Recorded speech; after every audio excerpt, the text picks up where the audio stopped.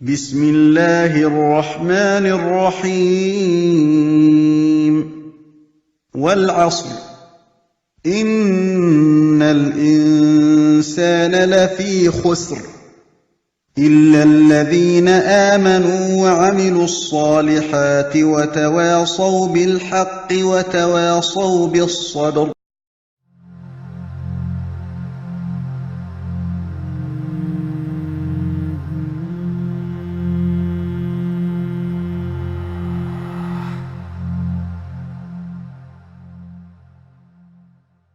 So how does it all start? Allah, nothing else. The Prophet ﷺ, he says, كان الله ولم يكن معه شيء. First there was Allah and there was absolutely nothing else. You know, no throne, no pen, no water, no clouds, no skies, no nothing. And Abu Razin, there's an authentic hadith in Sunnah Tirmidhi where Abu Razin, he asked the Prophet ﷺ, he says, well, where was Allah subhanahu wa ta'ala, before all of this? And the Prophet ﷺ says, كَانَ فِي عَمَا مَا تَحْتَهُ هَوَى وَمَا فَوْقَهُ هَوَى. There was no air beneath him, no air above him.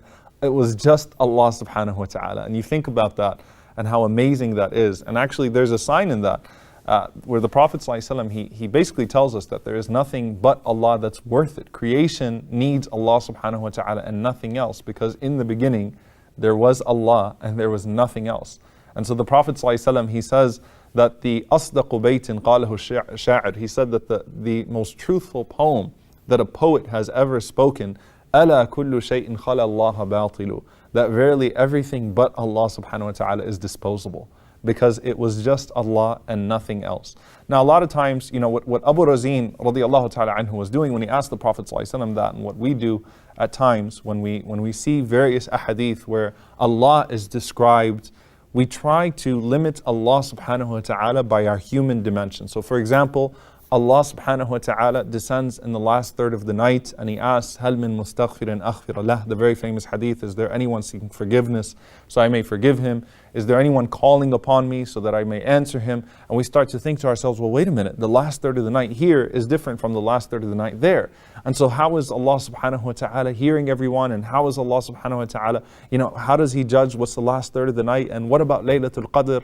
And how does that all work? The problem is you're limiting Allah subhanahu wa ta'ala by your human dimensions. Allah is not subject to your time. Allah created time. So when you say, can Allah really hear everyone's prayers?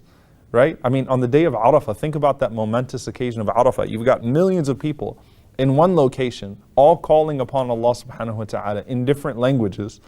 And Allah subhanahu wa ta'ala is hearing each and every single one of their prayers. Why? Because that's Allah subhanahu wa ta'ala. He is the creator of time subhanahu wa ta'ala, so He is not subject to our dimensions of time. He's not subject to our human dimensions of anything. And that's why the ulama, the scholars, they have a very important principle that they say, كُلُّ مَا خَطَرَ فِي بَالِكَ اللَّهُ بِخِلَافِ ذَلِكَ. Every time you think of Allah subhanahu wa ta'ala, anything that comes to your head in terms of an image or in terms of trying to assign a human quality, Allahu bi khilafi dhalik. Just know that Allah is different from what you just imagined. You're not going to be able to do it. You won't be able to actually grasp Allah subhanahu wa ta'ala, because Allah subhanahu wa ta'ala cannot be grasped by our human minds. So the Prophet ﷺ, he makes a beautiful dua on the basis of this, كَانَ اللَّهُ وَلَمْ يَكُنْ مَعَهُ شَيْءٍ. That first it was Allah, and there was nothing but Allah subhanahu wa ta'ala. The Prophet ﷺ, he taught us to say, Allahumma anta al-awwalu falaysa qablaka shay. Oh Allah, you are the first, and so there is nothing before you. Wa anta al-akhiru falaysa ba'daka shay. And you are the last, and so there is nothing after you. Wa anta al-zahiru falaysa fawqaka shay. And you are the manifest, the apparent, and so nothing is above you. Wa anta al-batinu falaysa dunaka shay. But at the same time, you are the hidden, and so nothing is beyond you. And so the Prophet ﷺ, what he's teaching us here is that Allah subhanahu wa ta'ala is the first, but He's also the last. And Allah subhanahu wa ta'ala is the manifest, but He's also the hidden. And that's why you have the very famous ayah in Surah Al-Hadid, which actually combines these names together, where Allah subhanahu wa ta'ala says, هُوَ الْأَوَّلُ وَالْآخِرُ وَالظَّاهِرُ وَالْبَاطِنُ وَهُوَ بِكُلِّ شَيْءٍ عَلِيمٌ. That He is the first and the last. And the presence of the letter waw here, the ulama, the scholars, they say that what Allah is telling us is that He's the first despite being the last.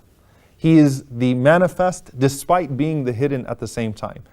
And so when you get this presence of, or when you get this idea of Allah subhanahu wa ta'ala being, so mighty, of Allah subhanahu wa ta'ala being the Almighty and being the King, and Allah subhanahu wa ta'ala, being all of these things that He describes Himself with, you might start to think that Allah subhanahu wa ta'ala is disconnected. Like a king is usually disconnected from the lowest subjects. A king usually doesn't really know what's going on except by what he's informed with.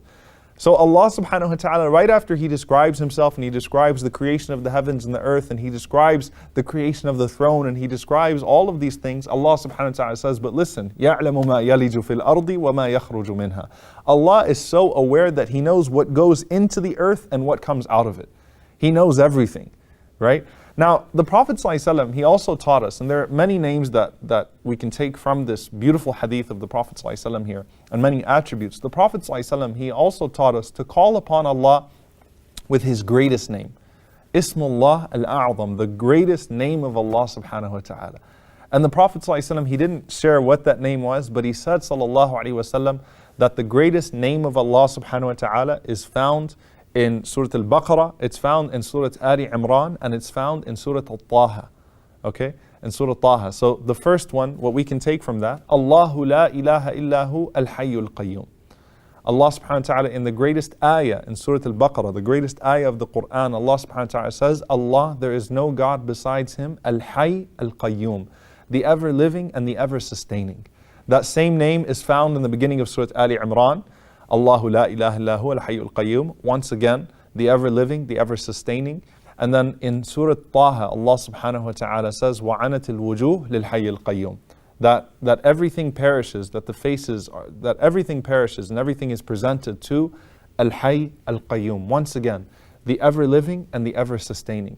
And what the ulama say are so powerful about those two names. Number one, all of the sifat al-dhatiyah, which are the attributes that describe the essence of Allah subhanahu wa ta'ala, they all come from His being al-hayy, from His being ever-living. And all of the sifat al-fi'liyah, all of the attributes that describe the actions of Allah subhanahu wa ta'ala come from His being al-qayyum, which is ever-sustaining. Because usually what you think of a person, or if you think of a human being, as they get older, they start to become less capable. But Allah subhanahu wa ta'ala never is rendered incapable. Allah is ever living, He always was, He always is, He always will be. And Allah subhanahu wa ta'ala is always qayyum, He's always in control. Allah subhanahu wa ta'ala does not age. Allah subhanahu wa ta'ala does not become incapable. لا تأخذه سنة ولا نوم. Allah subhanahu wa ta'ala never becomes tired, never has to take a nap, never becomes drowsy. Allah is always in control. So Al-Hayy, He is the ever-living, and all life is derived from Him subhanahu wa ta'ala. Al-Qayyum, He is always sustaining, and everything will only be sustained by Him subhanahu wa ta'ala. كان الله ولم يكن معه شيء. So it just starts off with that. It was Allah, and there was absolutely nothing else. It was the infinite, and then everything finite came after that. It was the one who needs no cause, and then everything that needs a cause that is created comes after that. We ask Allah subhanahu wa ta'ala, may Allah subhanahu wa ta'ala allow us to have eternal life on the Day of Judgment. Allahumma ameen. Assalamu alaikum wa rahmatullahi wa barakatuh. I hope you enjoyed and benefited from this video. If you did, then please do share it. And if you'd like to follow the rest of the series, then please do click on the top box. And if you'd like to see all of the other episodes and the other videos we have to offer, then please click on the box under that. And don't forget to subscribe to the channel for more amazing content.